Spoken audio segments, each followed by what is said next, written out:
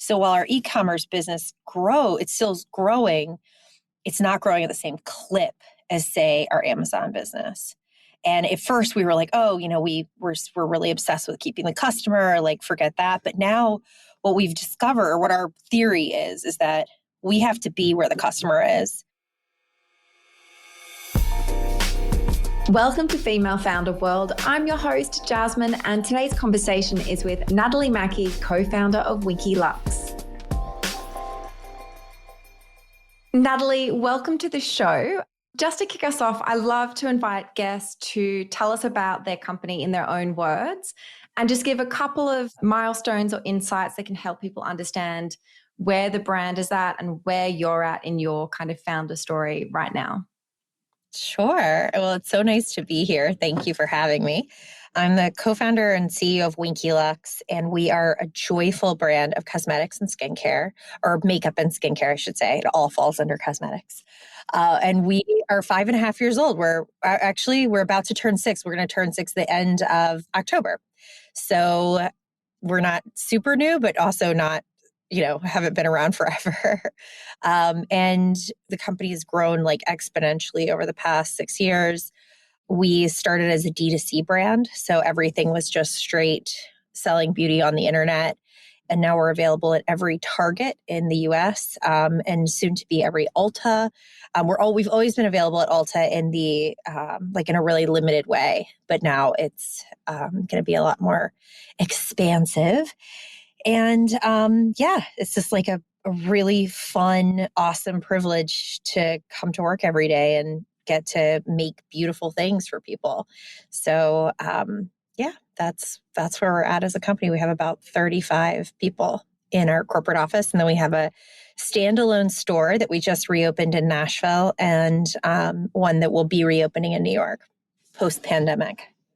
Incredible. I want to step back a little bit and learn a little bit more about your background and kind of how your path to entrepreneurship and starting this company.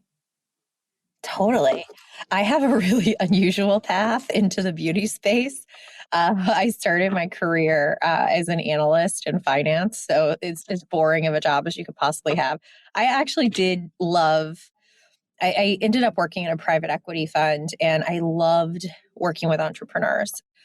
I sort of thought of them as like celebrities, and I thought I just wanted to talk to them all day. And I was, a lackey on the team, like, bottom of the totem pole. But my favorite part, I always kind of fought to be the one, talking to and vetting entrepreneurs. So because I just thought they were so much more interesting than anyone I worked with. No offense to that old team. They're really super smart and amazing. But they just weren't as cool as the entrepreneurs were. And I loved how they grasped ideas and kind of went for it. So I think I got bitten by the entrepreneurial bug really early on. Actually, I think my first business was in high school. I had a business taking people to school because I went to a really large public school, and we had these really long bus routes. And so if you took the bus to school, it was, I think, it could be as much as an hour and a half. And so I saved up and I bought this like kind of junky car, but I got my license on my 16th birthday, and my brother and sister were 2 years younger than me. They're twins. And so they were kind of like my marketing crew. And so they were telling all their friends like, oh, my sister will take you to school for $2 each way. Or I think it was like $2 or $3 each way.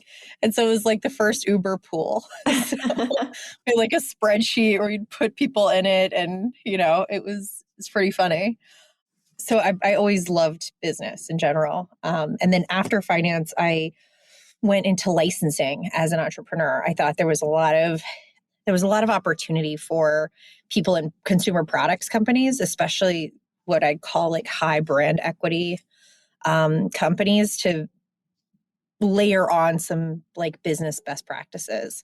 And so I started this firm with 2 other co-founders, and we basically did like management consulting, mostly in the fashion space. And we did a lot of licensing work and a lot of kind of helping companies build out sales strategy, financial strategy, things like that. So, and then 6 years ago, or well, I guess it was about 6.5 years ago, I had the idea for this company and started working on it. Originally, it was supposed to be a marketplace. So my friend and I, Nate, who's my co-founder, we've been friends for 15 years, and he built an e-commerce company and sold it. And he was like going to take a year off and just do yoga and just live his best life. And I was like, no, don't do that. Move to New York. You're going to have the best time ever. We're going to build a marketplace in beauty. And 6.5, 7 years ago, marketplaces were like the hottest technology.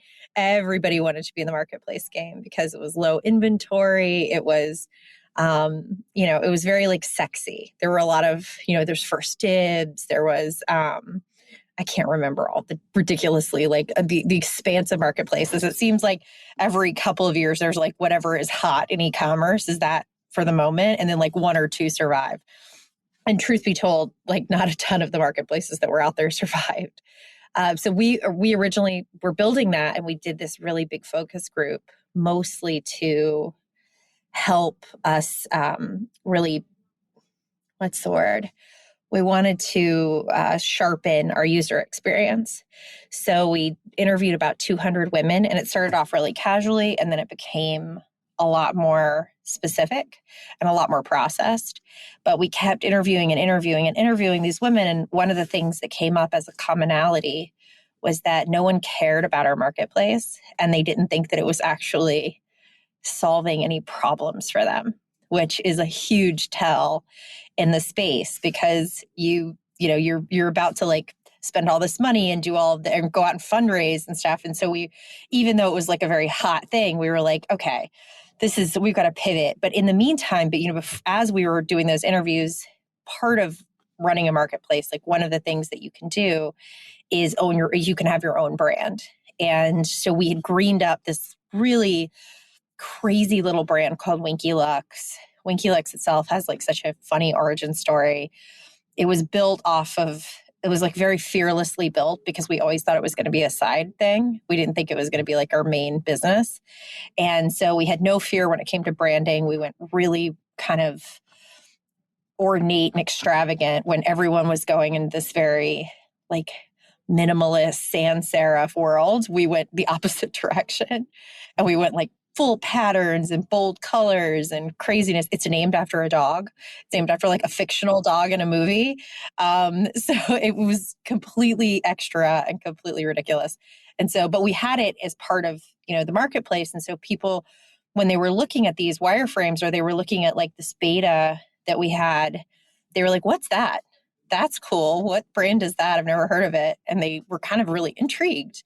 So we decided to pivot and just like go full boat, like buck wild on Winky Lux.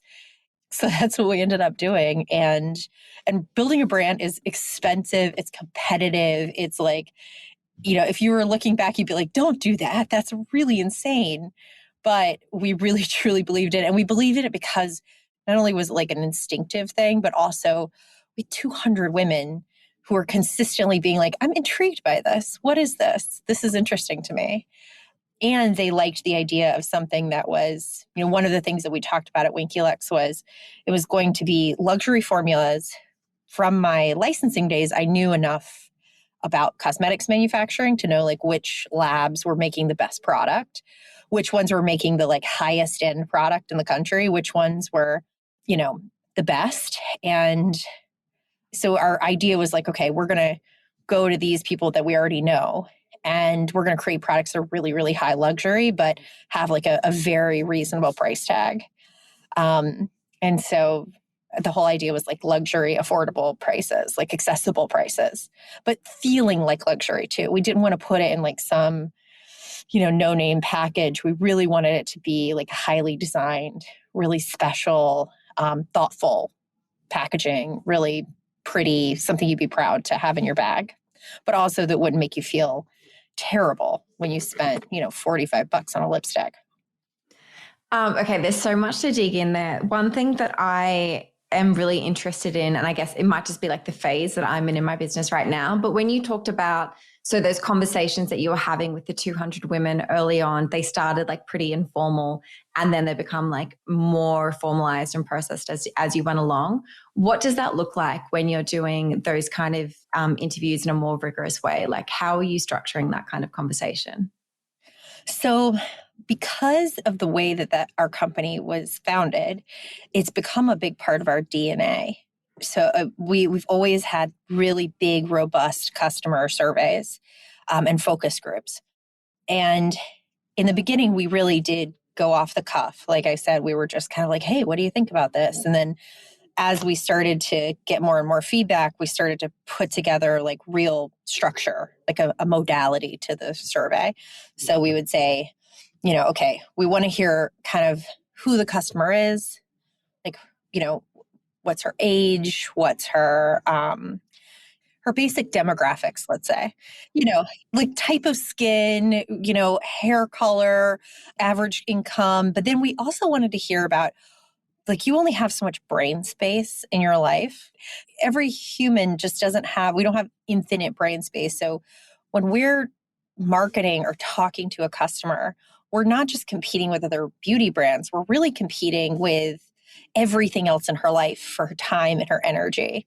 So we kind of wanted to see, and we still to this day really want to understand, what are the other things that you are thinking about? Like, how are you spending your day? Are you watching a lot of Netflix? Are you going out with friends? Like, how do you spend your money? Is it on food when you go out? Is it on travel? Is it on clothes? Those are the kind of things that we found really interesting when crafting messaging. And then the other thing was kind of like, where, not just what products do you use, but how do those products make you feel? So one of the things that kept coming up was a lot of our customers used Cetaphil face cleanser. It's like a workhorse, very famous, very big market share, like very gentle face cleanser. And we kept asking them, like, well, how does it make you feel, the Cetaphil? And they were like, nah, I kind of just buy it because it's easy, right? Like, I know it's consistent. So when we were working on our face cleanser, we thought about how can we provide all those good things that they feel about it, right? They feel like it's not going to hurt their face. If they feel like it's not going to, they're not going to get irritated by it. So they feel safe with it. But then also, how do we make them feel like more glamorous during this whole process? We ask them things like, how do you feel when you see it on your counter? Does it make you feel like good, glamour? Does it feel pretty? And we wanted to kind of correct for that. And I think it's a different way of looking at product development and a different way of looking like customer interaction. Because I do think that there's a lot of pressure, in big beauty companies. They do these like really baseline surveys, and it's that basic stuff. What other products do you use? But they don't really ask a lot of times like why you use them and how they make you feel, which I think is like the core of a consumer's relationship to a product. Tactically, I think using like Google surveys is so great and easy. And then getting friends together and saying, I am going to provide 2 pitchers of margaritas.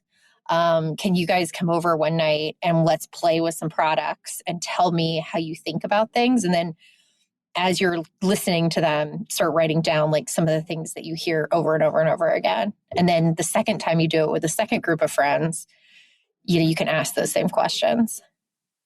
That is great advice. I started taking notes, then I was like, oh, this is my own podcast. I can I can re-listen to this anytime. So another thing that I'd love to know is, you've launched a number of products and you've also recently launched skincare as well. What is kind of moving the needle when you think about launching a product now? So you've obviously, you're building in that consumer feedback all the way through, but when it actually comes to the marketing and the launch, like what kind of thing is working for you at the moment? So in the beginning, we really had to focus on how are we going to solve our customers' needs. There's all these different categories of product. We want to meet her where she is. We want to provide the products that she really wants to use. But now that we're hitting a lot of those different categories and we're sort of a 360 brand, Now, most of our focus is going into how do we tell the stories of our hero products over and over and over again, and how do we build upon those heroes? So we're really focused on like franchise building. And that's for two reasons. One is that, like most beauty companies, a huge chunk of our sales comes from 10 products. So we have 150 SKUs, but 10 products make up probably 70% of our sales, 80%. So they're really our most important heroes. And we want our customers who, we want them to know we're here for them for innovation and coolness and fun and new stuff. But we also want them to remember, or to, if they've just come into the brand, we want them to know that like, we're really, really, really good at brow pencils. We sold 1 million brow pencils last year. Like, we are really excellent at brow pencils, and everyone should try our unibrow pencil because it's magical and it's amazing.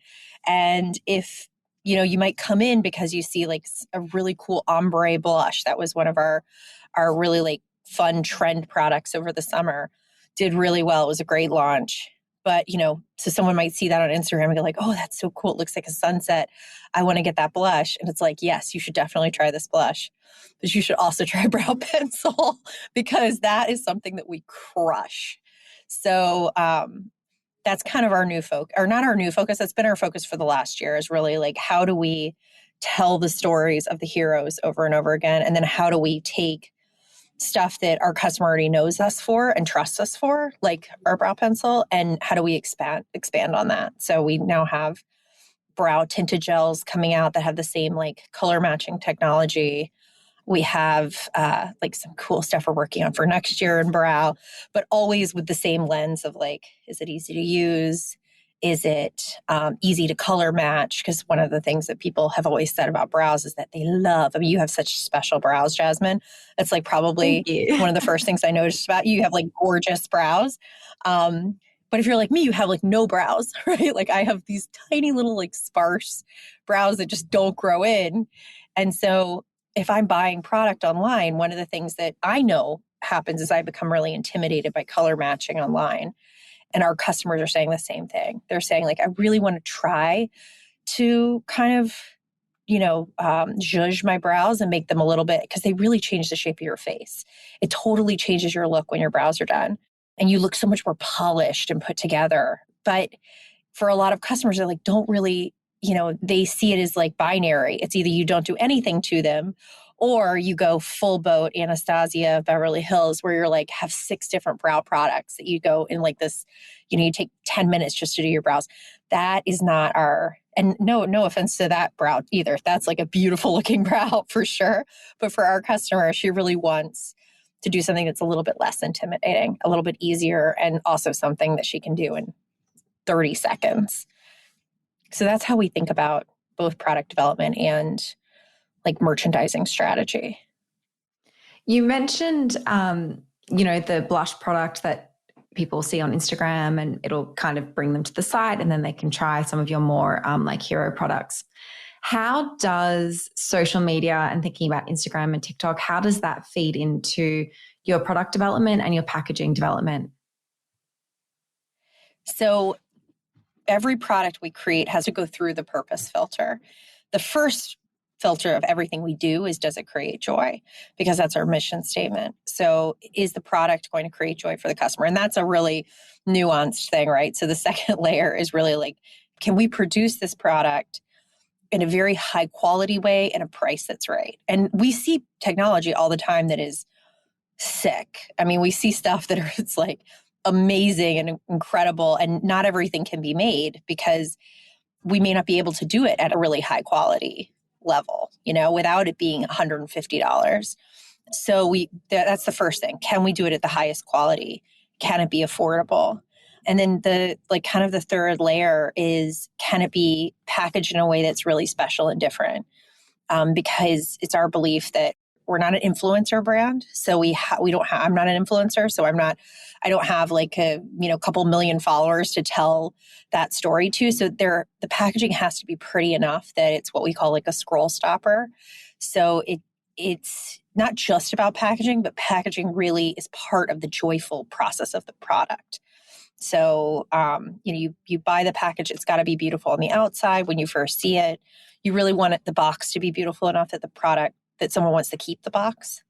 Then the product inside has to be really beautiful. And then we kind of layer onto that kind of our sustainability initiative, which is we have like a kind of an unusual recycling bent where our products are like pretty much no beauty product is able to be recycled. This is like a whole other thing. It's almost like a scam in the industry.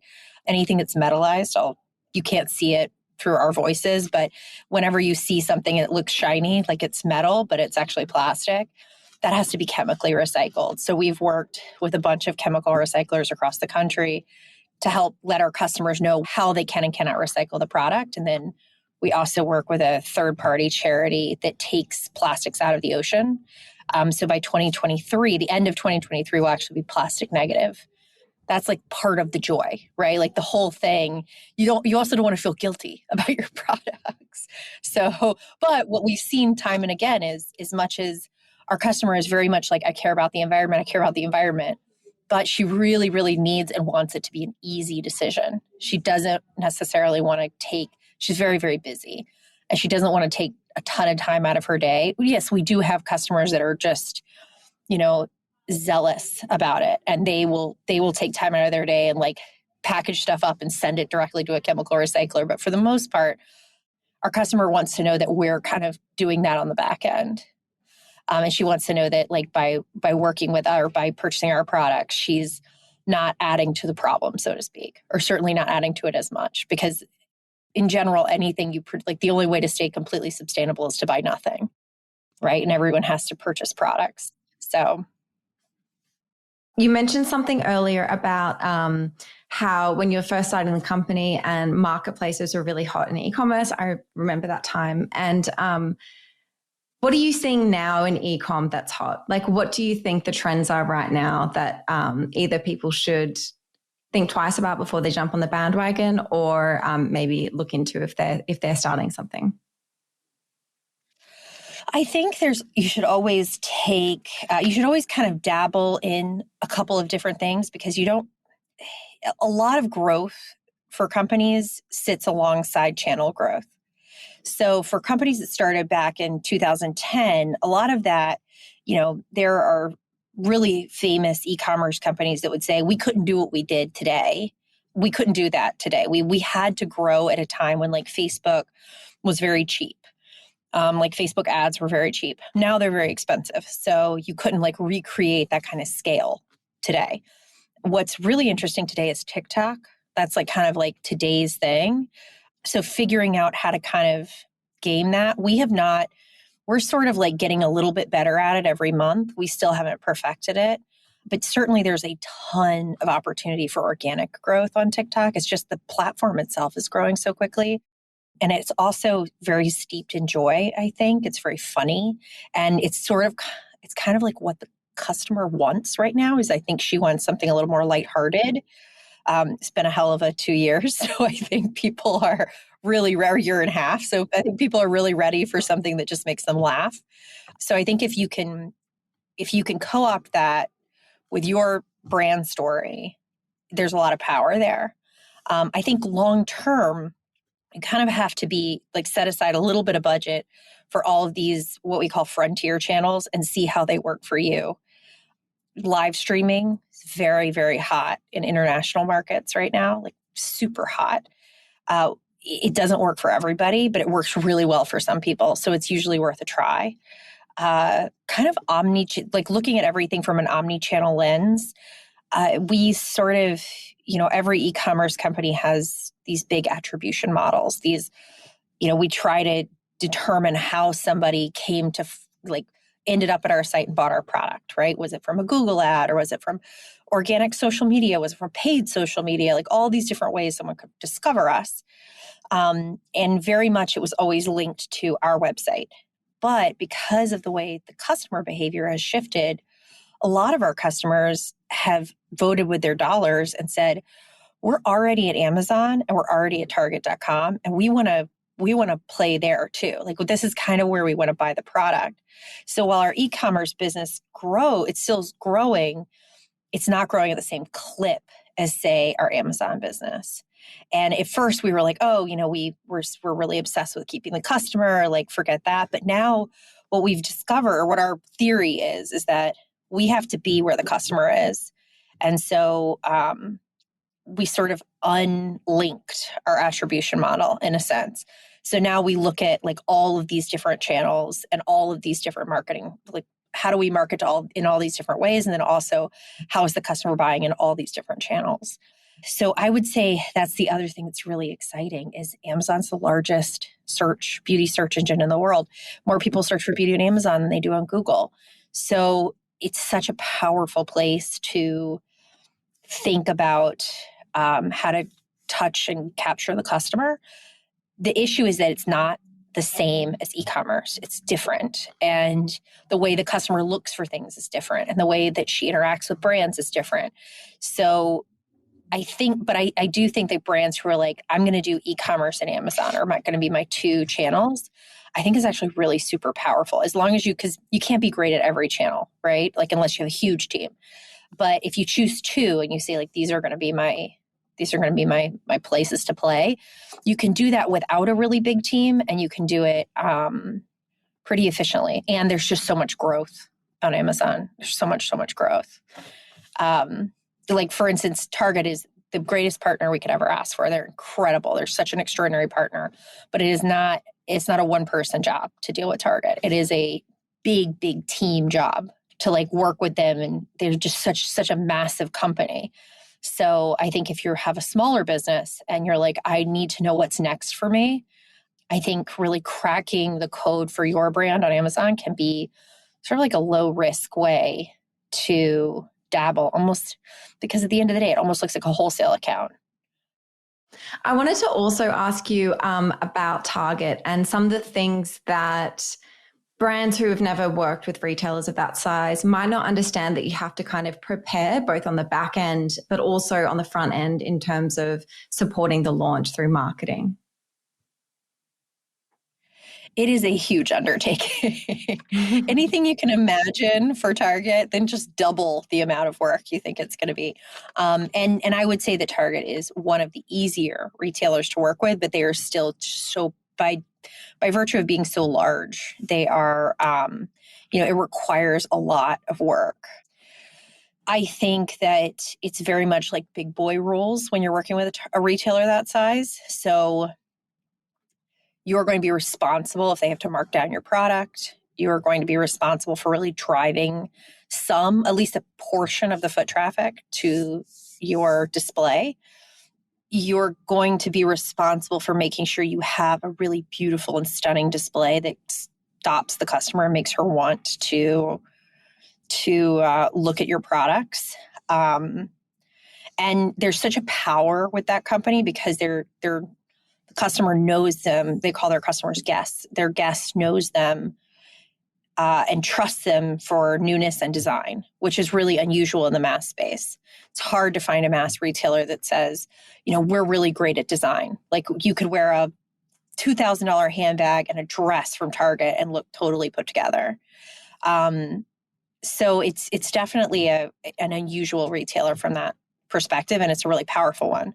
That said, I think that you want to make sure that you have, if not equity funding, like working capital funding, to make sure that you can support the extreme amount of inventory and also to weather any storm. You could have a product that goes in that doesn't work out. I had a very good friend who has a major Target business who had a product that failed a batch test, and they had to pull all of that one SKU out. And that happens to people like that's the reason we do batch testing, right? Is to protect the customer and make sure that it's the products are always safe. But there's always a chance that something could fail it. And if it does, you would have to pull it from the shelf.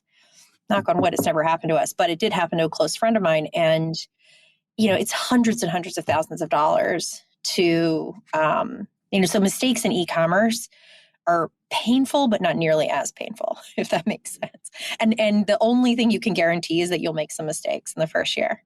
Like you had like nobody is so perfect that they like did everything ideal, like down to the, like you have to expect that some things will go wrong.